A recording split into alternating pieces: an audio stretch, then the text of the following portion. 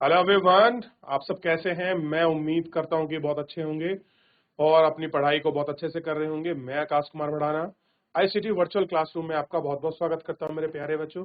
जैसे आपको पता है मेरे प्यारे बच्चों, बेसिकली हमारी आपका जो है 8th क्लास है और इसी 8th क्लास के अंतर्गत हम पढ़ रहे हैं। हमारा थर्ड हमारी बुक है, तो इसमें हम पहला चैप्टर देख रहे थे, कब और क्यों कैसे तारीख कितनी महत्वपूर्ण है, ये हमने पहले लेक्चर में देख लिया था। और उसके बाद कौन सी तारीखें हैं उनके विषय में हम लोग पढ़ चुके हैं। मैं अब आपको ब्रीफ में रिवीजन नहीं बताऊंगा इसका, ठीक है, क्योंकि मैं 2-3 बार इसको आपको बता चुका हूं। हम इतिहास को कैसे चेक करते हैं, जेम्स मील ने इसको क्या आपको डिफाइन किया था, इसको भी हम लोग आपका देख चुके थे। और किस तरह से हम है पूरा इसको औपनिवेशिक शासन का मतलब मैंने आपको बताया था, किसी एक देश के दबाव में दूसरे देश में सांस्कृतिक आर्थिक राजनीतिक जो परिवर्तन हुए हैं उसी को हम कहते हैं आपका जो है आपका उपनिवेश है, ठीक है। और हम किस तरह से जानते हैं अभिलेखागार क्या था, किस तरीके से आपके रिकॉर्ड बनते थे और नकलें कैसे सावधानी से बनाई जाती थी, इतना हम लोग आपका 2 लेक्चरों में कंप्लीट कर आपका देख चुके थे, पढ़ चुके थे।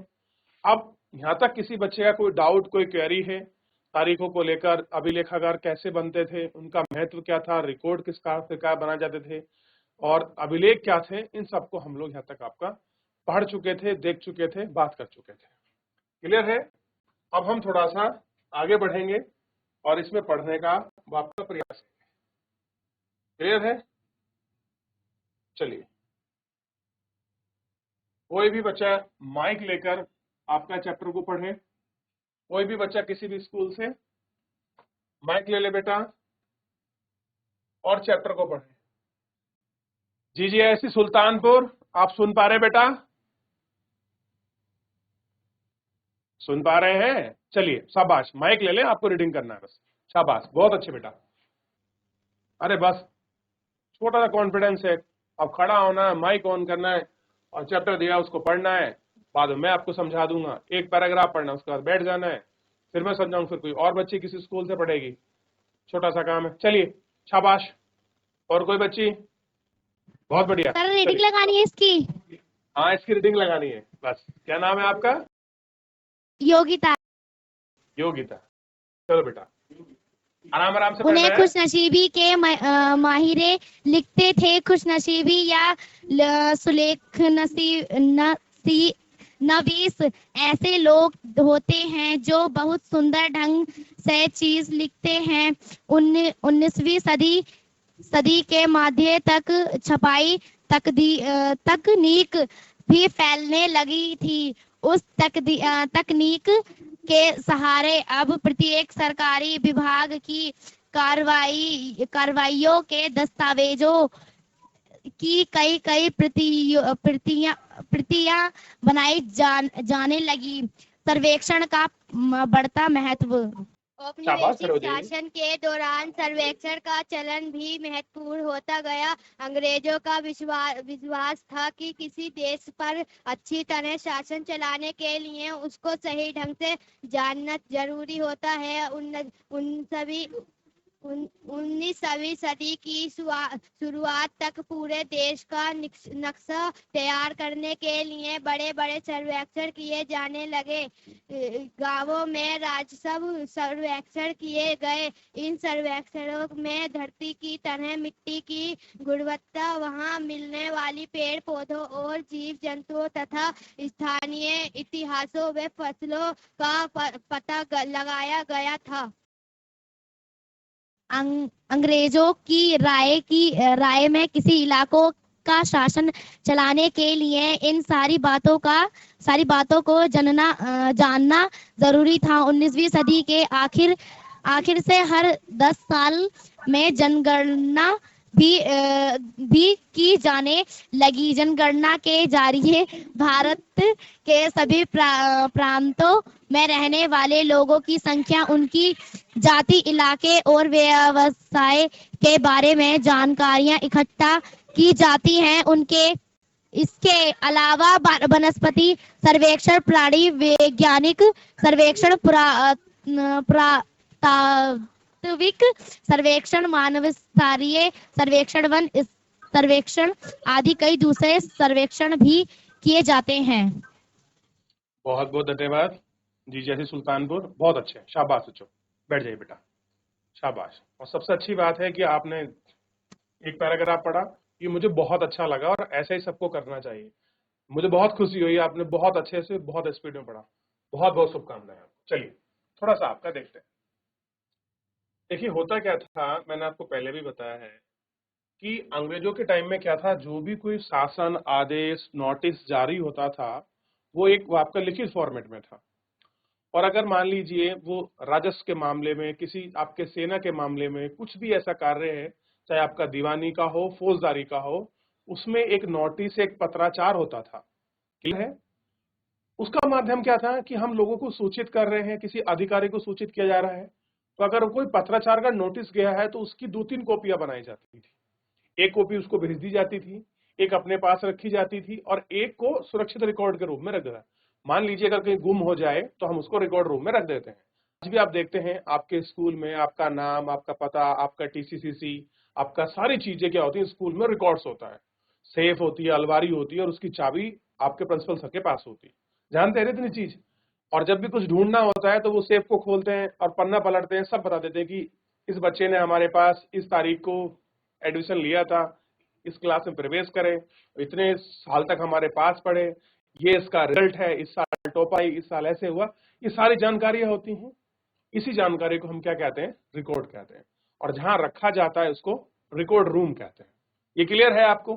ठीक है। ऐसा ही शासन प्रशासन में होता है। आज के समय में भी देखिए कोई भी नियम बनता है, मान लीजिए आपको अपनी जमीन के बारे में पता करना है, ठीक है, तो क्या होते हैं, आप कहाँ पहुंचते हैं, आप पटवारी के पास पहुंचते हैं कि हमारी जमीन की हमको फर्द आपका दे दीजिए। वो आपको फर्क निकालता है, कहता है ये नंबर है, आप कंप्यूटर पे जाइए, आप उसको निकाल लीजिए। ऐसे होता है ना, सब ये रिकॉर्ड्स के बारे में। ठीक। अब देखिए होता क्या था, आज के समय में तो हमारे पास प्रिंटिंग है, ठीक, और प्रिंटिंग के साथ हमारे पास है आपका इलेक्ट्रॉनिक मीडिया। क्लियर है? इलेक्ट्रॉनिक मीडिया है, हम फेसबुक, व्हाट्सएप, ईटीसी वगैरह बहुत सारी चीजें हैं जिनमें हम चीजों को लिख सकते हैं, अपने विचार को, अपनी अभिव्यक्ति को, अपने डॉक्यूमेंट्स को सेव कर सकते हैं। लेकिन आज से 100 साल पहले, 150 साल पहले, 200 साल पहले ये सारी चीजें नहीं थी। अगर उनको कोई चीज रखना है तो उसको बहुत अच्छी राइटिंग में लिखना होता है ना। अब आप देखते हैं कि आपकी क्लास में कुछ बच्चे ऐसी होती है कि जिनकी कॉपी में बिल्कुल मोतियों की तरह अक्षर लिखे होते हैं, और कुछ ऐसे होते हैं कि बस पढ़ा जाए खाली, यही बहुत जरूरी है ना। तो जितना भी आपका सरकारी काम था वो किसी अच्छे लेखक से कराते थे। क्लियर है? जो लोग अच्छे से उसको लिखना जानते हो, अच्छे से उसको लिख सकते हैं। क्लियर है?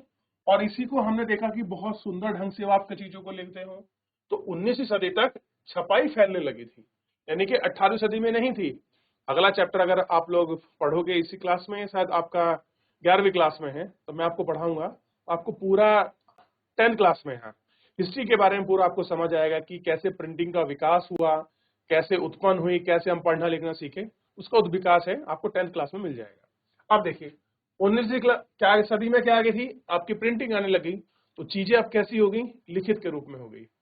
आप देखिए एक टाइम था, आप कोर्ट में जाते थे पहले, कभी आप गए हो या मौका मिला हो, एक टाइपांकन आता था, ऐसे ऐसे करके लिखता था। लेकिन आज क्या है, आज कंप्यूटर है आपके पास। अब उसका भी एडवांस रूप आपके पास मोबाइल है। मोबाइल में क्या है, ऑन करिए, उसका स्पीकर पर बटन दबाइए, स्पीक करिए, आप उसको बोलिए, वो सारी चीजें आपको बाइलिंगुअल लिख देता है, हिंदी में, इंग्लिश में, उर्दू में, जो लिखना है लिख लीजिए। ऐसा है ना। ये क्या हो रहा है, विचार और प्रसार बढ़ रहा है इस वजह से। अब तकनीकी चीजें फैलने लगी, क्या हो गया, देखिए तकनीकी के सहारे से अब सरकारी विभाग की कार्यवाही के दस्तावेज की कई कॉपियां बनाई गई। अब मैंने कुछ एक कॉपी ली, मैंने बनाई, व्हाट्सएप से मैंने आपको भेज दिया, व्हाट्सएप से मैंने मुख्यमंत्री को, शिक्षा मंत्री को, या कोई भी शिकायत, कोई भी सुझाव हमने भेज दिया, और सबके पास घूमता है ना, किसके सहारे से, तकनीकी सहारे से, और बहुत सारी कॉपी मिल जाती है। तो ऐसा ही कुछ हुआ। अब देखिए, अब बात करते हैं सर्वेक्षण की। आप देखते होंगे कि आपके गांव में कभी आपके स्कूल टीचर या कोई और लोग आपके यहाँ गांव में आते हैं सर्वेक्षण करने के लिए। ध्यान दीजिए बेटा, सर्वेक्षण का मतलब होता है वो जानकारी पता करने आते हैं। जैसे आपके घर पहुंचेंगे, आपसे पूछेंगे कि आप घर में कितने मेंबर हो, तो वो कहेंगे हम लोग 5 मेंबर हैं, 4 मेंबर हैं। ठीक है, आप लोग कितने पढ़े लिखे हो, ये पढ़े लिखे हैं। अच्छा, आपके बच्चे कौन कौन सी कक्षाओं में पढ़ते हैं? इस कक्षाओं में पढ़ते हैं। आपके पास जानवर कितने हैं, गाय कितनी है, भैंस कितने हैं, ट्रैक्टर कितना है, बाइक कितनी है, मोबाइल है, ये सारी जानकारी रिकॉर्ड रखते हैं, है ना। ऐसे ही आपका पेड़ पौधों की, जीव जंतु का, जमीन का, इन सबका रिकॉर्ड्स रखे जाते थे और उसका एक प्रॉपर मैप बना जाता था, नक्शा बनाते थे। क्लियर है? जो इन सारे का रिकॉर्ड रखता था उसको बोलते थे सर्वेक्षण विभाग। क्लियर है? सर्वे मतलब जाकर उसको देखकर बनाना, वो क्या था? सर्वेक्षण विभाग था। कह रहे हैं कि उपनिवेशिक शासन के दौरान सर्वेक्षण की चली महत्वपूर्ण हो गया था चलन, यानी कि हर चीजों का आपका सर्वेक्षण किया जाए, ये महत्वपूर्ण था। और कह रहे हैं कि अंग्रेजों को विश्वास था किसी देश का शासन अच्छी तरह चलाने के लिए उसको सही ढंग से जानना जरूरी है। अब ये चीज आप पर भी लागू होती है। आपको अगर कुछ पढ़ना है, आपको टॉप करना है, तो आपको चीजों को समझना पड़ेगा। समझोगे तो आप अच्छा कर पाओगे। तो ऐसे ही अंग्रेजों ने किया कि अगर हमको शासन चलाना है किसी देश में अच्छी तरह से, तो हमको वहां की चीजों को, जो चीजें हैं उनको हमको समझना पड़ेगा। 19वीं सदी की शुरुआत में पूरे देश में नक्शे तैयार होने लगे। अगर आपसे पूछें, जो आप ये मैप देखते हो ना आज की तारीख में, किसी भी स्टेट का मैप देखते हो, भारत का मैप देखते हो, कहां पर नदी है, कहां पर पुल है, कहां से लिंक रोड निकल रही है, ये सारी चीज कब बननी शुरू हुई? तो ये आप देखिए 19वीं सदी में इन सारी चीजों का आपका जन्म हो रहा है। क्योंकि आप जानते हैं 19वीं सदी आपका कैसी थी? ये बदलाव का दौर थी। क्लियर है? इसमें सामाजिक, आर्थिक, राजनीतिक सारे बदलाव हुए। जितने भी धार्मिक सुधार हैं वो आपका 19वीं सदी के लास्ट में और 20वीं सदी के शुरुआत में आएंगे, आप पढ़ोगे तो। क्लियर है? कह रहे कि बड़े बड़े सर्वेक्षण किए गए। गांव में राजस्व सर्वेक्षण हुआ। राजस्व का मतलब है कि इस गांव से कितना आपका लगान आता है। आप देखते हैं कि पटवारी जाता है और हर गांव में जाकर खेत की आपका पैमाइश करता है कि आपकी 1 हेक्टर है, 2 हेक्टर है, 1 बीघा है, 3 एकड़ है, उसके हिसाब से बताता है कि आपको हर साल इतने रुपए लगान जमा करना है। अंग्रेजों ने ऐसे किया, पहले पूरी जमीन की आपकी पैमाइश की गांव के हिसाब से, गांव का राजस्व निकाला और निश्चित कर दिया गया कि आप लोगों को, इस व्यक्ति को इतने आपको राजस्व देना है हर साल। क्लियर है? अब देखिए, इन सर्वेक्षण में धरती की सतह, मिट्टी की गुणवत्ता, वहां पर मिलने वाले पेड़ पौधे, जीव जंतु, स्थानीय इतिहास, फसल का पता लगाया जाता था।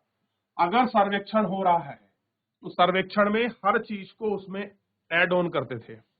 पहला कि ये किस व्यक्ति के नाम पर जमीन है, जमीन की क्वालिटी कैसी है, रेतीली है, उपजाऊ है, दोमट है, पीली है, कैसी है, काली मिट्टी है, क्षारीय मिट्टी है, इस तरीके से। फिर कौन कौन से यहाँ जीव जंतु पाए जाते हैं, यहाँ पर कौन कौन सी फसलें आपके प्रमुख रूप में होती हैं, और यहाँ का कोई स्थानीय इतिहास तो नहीं है, मतलब ये क्षेत्र कभी रजवाड़ा तो नहीं रहा, पिछड़ा हुआ तो नहीं रहा, आपदा तो नहीं आती, ये सारी चीजों का वो लोग रिकॉर्ड रखते थे। क्लियर है? उनका सर्वेक्षण करते थे, जाकर देखते थे। अंग्रेजों की राय में किसी इलाके में शासन चलाने के लिए इन सारी बातों का जानना जरूरी था। कह रहे हैं कि अगर आपको शासन चलाना है तो ये सारी चीजें आपको पता होनी चाहिए। और कह रहे हैं कि 19वीं सदी के आखिर तक हर 10 साल में जनगणना भी की जाने लगी। अब आप देखते हैं हर क्या होता है, 10 साल में आपकी जनगणना की जाती है। तो अब हमारी जनगणना का नंबर आना है। क्लियर है? जनगणना हमारी आपकी 23-24 में होनी थी, मतलब अब तक डाटा आ जाना चाहिए था, लेकिन कोविड लगने की वजह से वो थोड़ा सा लेट हो गया। तो आपको शायद इस साल के मिड में या लास्ट में आपको जनगणना मिल जाएगी। और आपको पता होना चाहिए हर 10 साल में जनगणना होती है। क्लियर है? ठीक। जन का मतलब होता है लोग, गणना मतलब होता है गिनती करना, लोगों की गिनती करना ही जनगणना है। ठीक है? जनगणना के जरिए भारत के सभी प्रांतों में, प्रांतों का मतलब होता है राज्य में रहने वाले लोगों की संख्या, उनकी जाति, इलाके और व्यवसाय के बारे में जानकारी आपको इकट्ठा की जाती है। इसके अलावा वनस्पति सर्वेक्षण, यानी कि कहां पर कितनी वनस्पति है, कितने प्राणी रह रहे हैं, कोई पुरातात्विक सर्वेक्षण, यानी कि कहीं पर कोई पुरानी इमारत, विरासत, महल, किला, ऐसा कोई चीज तो नहीं है। ठीक है? और मानव शास्त्रीय संगीत, कभी कोई आपका म्यूजिकल में बहुत बड़ा रहा हो, कोई आपका फॉरेस्ट बंद तो नहीं है, इन सारी चीजों का भी सर्वेक्षण किया जाता है। ठीक? अब आपको पता हो गया कि सर्वेक्षण का मीनिंग क्या है। अब ये वाला इमेज थोड़ा सा आप देखिए, एक पेड़ होता है शरीफा, बेसिकली ये एमपी में बहुत ज्यादा मिलता है, मध्य प्रदेश में। हमारे यहाँ शायद कम खाया जाता है, लेकिन मध्य प्रदेश में अच्छे फल में से इसकी गिनती होती है, शरीफे की। क्लियर है? अब देखिए, कह रहे हैं कि शरीफा 1700 आपके 70 के दशक में अंग्रेजों द्वारा बनाया गया वनस्पति उद्यान और प्राकृतिक इतिहास के संकला में विभिन्न पौधे के नमूने और उनसे संबंधित जानकारी इकट्ठा कर ली थी। अब इतिहासकार इस बात पर ध्यान देते हैं कि इस तरह की जानकारी किस तरह से आपकी इकट्ठा की जाए और इससे उपनिवेश के बाद के बारे में क्या पता चलता है। ठीक, बेसिकली जानकारी क्या लगती है। तो ये आप एक बार देख लीजिए, शरीफे का पेड़ कहीं आपको दिखाई दे, अलग सा स्ट्रक्चर मिलता है। अगर आप इसको देखोगे, जो उसके फल को देखिए, अलग सा साइज आपको देखने के लिए मिलेगा, इस तरीके से आपका दिखाई देगा। ये क्या है? आपका शरीफा है। देख लिया आप लोगों ने? चलिए, आप थोड़ा सा इस वाले इमेज को देखिए। देख लिया? गौर करके देखिए, क्योंकि अभी आपको पढ़ना भी है इसे। जी जी, ऐसी सुल्तानपुर, आपको अनम्यूट कर दिया है मैंने, आप खड़े हो पढ़े बेटे। रिकॉर्ड के इस विशाल भंडार से हम बहुत कुछ पता लगा सकते हैं, फिर भी इस बात से नजरअंदाज नहीं किया जा सकता है कि ये सारे सरकारी रिकॉर्ड हैं। तस्वीर को भी बहुत ध्यान से देखना चाहिए। उनसे हमें चित्रकार की सोच पता चलती है। 1897 की विद्रोह के बाद अंग्रेज द्वारा तैयार की गई सचित्र पुस्तकों में यह तस्वीर कई जगह दिखाई देती है। इस तस्वीर के नीचे दिखा होता है बागी सिपाही लूट खट में लगे हुए हैं। अंग्रेजी की नजर में विदेशी जनता लालची, दुष्ट हो बहमर थी। इस विदेशी के बारे में आप अध्याय 5 में पढ़े। इससे हमें यही पता चलता है कि सरकारी अफसर क्या सोचते थे, उनकी दिलचस्पी किन चीजों में थी और बाद के लिए वे किन चीजों को बचाए रखना चाहते थे। इन रिकॉर्ड से हम ये समझने में हमेशा मदद नहीं मिलती कि देश के दूसरे लोग क्या महसूस करते थे और उनकी कार्रवाइयों की क्या वजह थी। इन बातों को जानने के लिए हमें कहीं और देखना होगा। जब हम ऐसे दूसरे स्रोतों की तलाश में निकलते हैं तो उनकी भी कोई कमी नहीं रहती, लेकिन सरकारी रिकॉर्ड के मुकाबले उन्हें ढूंढना जरा मुश्किल साबित होता है। इस लिहाज में लोगों की डायरियां, तीर्थ यात्राओं और यात्राओं के संस्मरण, महत्वपूर्ण लोगों की आत्मकथाएं और स्थानीय बाजारों में बिकने वाली लोकप्रिय पुस्तकें महत्वपूर्ण हो जाती हैं। जैसे जैसे छपाई की तकनीक फैली, अखबार छपने लगे और विभिन्न मगों पर जनता में बहस भी होने लगी। नेताओं और सुधारकों ने अपने विचारों को फैलाने के लिए लिखा, काव्यों और उपन्यासकारों ने अपनी भावनाओं को व्यक्त करने के लिए जानते थे। इनसे हम ये पता नहीं लगा सकते हैं कि आदिवासी और किसान, खदानों में काम करने वाले मजदूर या सड़कों पर जिंदगी गुजरने वाले गरीब किस तरह के अनुभवों से गुजर रहे थे। अगर हम थोड़ी और कोशिश करें तो हम इस बारे में भी जान सकते हैं। जैसे जैसे आप इस किताब में आगे बढ़ेंगे आपको यह बात समझ में आने लगेगी। चलो, चैप्टर खत्म हो गया, बड़ी अच्छी बात है, सबको समझ आएगी फिर ये बात। चलिए, तो अभी देखिए उसने क्या बोला है कि जो भी आपकी इमेज आपको दी गई होती है, बड़े ध्यान से आपको उनको देखना होता है और देखेंगे तो आपको उसमें जो आपका चित्रकार है उसने कुछ सोच अपनी बनाई होती है, उसको लिखा होता है। चलिए इस सोच को ढूंढते हैं, चलिए ढूंढना शुरू करें। पढ़िए आपके नजर में क्या है ये चित्र, फिर उसके बाद पढ़ेंगे वास्तविकता में। चलो ध्यान दे सभी बेटा, बहुत बढ़िया, शाबाश। देख ली इमेज, डिस्क्राइब करें थोड़ा सा इसे। चलिए तो कुछ ना कुछ दिखाई दे रहा है यहाँ, कोई व्यक्ति है, देखिए कुछ हाथ में दूरबीन लिए बैठा है, कुछ लोग यहाँ है, ये खड़े हुए हैं, कुछ इस तरह से कुछ दिखाया गया है, कुछ आपके इंस्ट्रूमेंट ये रखे हुए हैं, ऐसे दिखाई दे रहा है। एक बॉक्स है, कुछ एक मशीन रखी हुई है, दो लोग आपस में डिस्कस कर रहे हैं, ये दो लोग आपस में डिस्कस कर रहे हैं, ये कुछ लोग यहाँ काम कर रहे हैं और इधर कुछ व्यक्ति आपका काम में लगे हुए हैं। ऐसा कुछ दिखाई दिया ना इमेज के अंदर, है ना। अब देखिए क्या कह रहा है लेखक।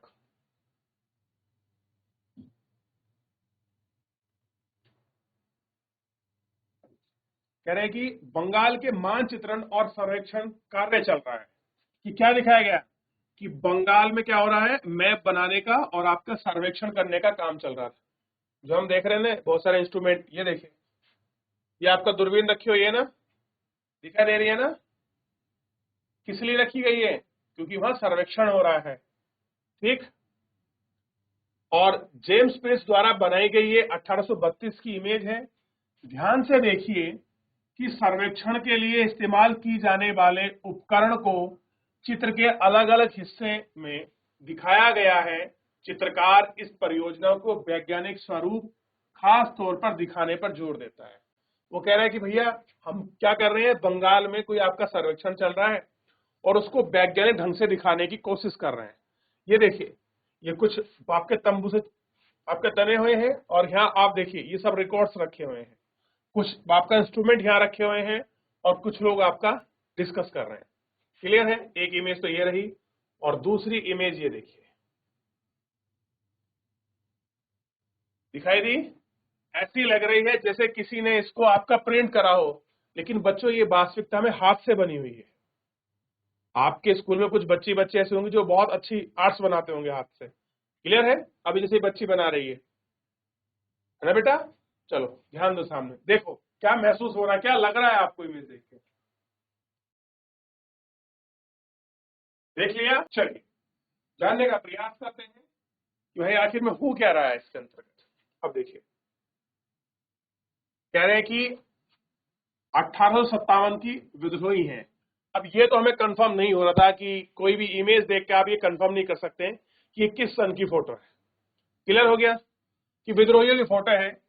कह रहे हैं कि तस्वीरों में बहुत कुछ ध्यान से देखना चाहिए, उनमें चित्रकार की सोच चलती है। कह रहे हैं कि 1857 का विद्रोह के बाद अंग्रेजों द्वारा तैयार की गई सहज चित्र पुस्तकों की यह तस्वीर है। क्या करवाई थी, अंग्रेजों ने जितने भी युद्ध लड़े हैं उनकी आपकी एक पुस्तक बनवाई थी। क्लियर है। चित्र बनवाए थे कि भैया कानपुर में हमने ऐसे युद्ध जीता, झांसी में हमने ऐसे क्रांति को दबाया, इस तरह से हमने बरेली में दबाया, इस तरह से हमने मेरठ में दबाया, इस तरह से हमने दिल्ली में कुचला। ऐसे एक उन्होंने इमेज बनवाई पूरी बुक। इस तस्वीर के नीचे लिखा होता है कि बागी सिपाही, ध्यान दीजिए, बागी सिपाही लूट खसोट में लगे हैं। ठीक।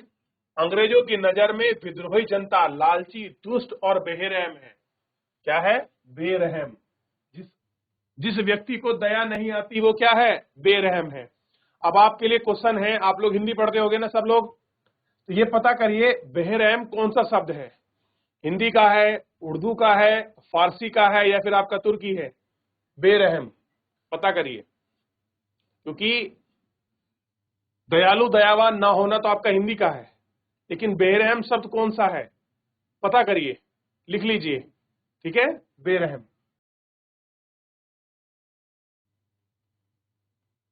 अब देखिए कह रहे कि इस विद्रोह के बारे में आप अध्याय 5 में पढ़ोगे और चैप्टर 5 के बारे में पढ़ेंगे। चलिए ये तो स्पष्ट हो गया।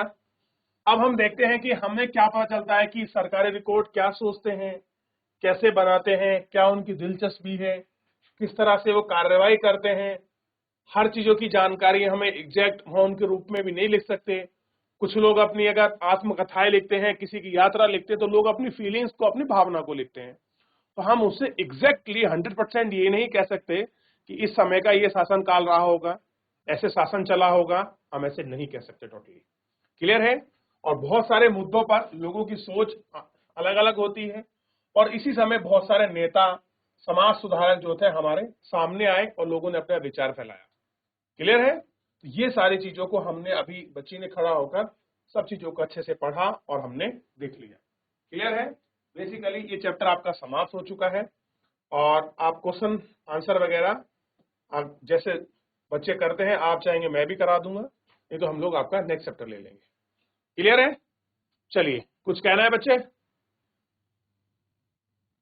तो एक बार वापस पुनः देखिए, जब हमने इमेज पूरी पढ़ ली है उसके बाद वापस इमेज देखना एक अलग रूप में आपको दिखाई लगता है। चलिए, फिलहाल मेरे प्यारे बच्चों, आज के लिए इतना ही, मिलते हैं नेक्स्ट लेक्चर में। और मैं उम्मीद करूंगा जिस तरह से आपका जीजीएसई सुल्तानपुर के बच्चों ने खड़ा होकर पढ़ा है, उनके लिए आप क्लैपिंग हो जाए एक बार, सभी बच्चे ताली बजाएंगे। बहुत बढ़िया। चलिए, ठीक है, बहुत अच्छे। चलो, तो मेरे प्यारे बच्चों, फिलहाल आज के लिए इतना ही, मिलते हैं नेक्स्ट लेक्चर में। धन्यवाद।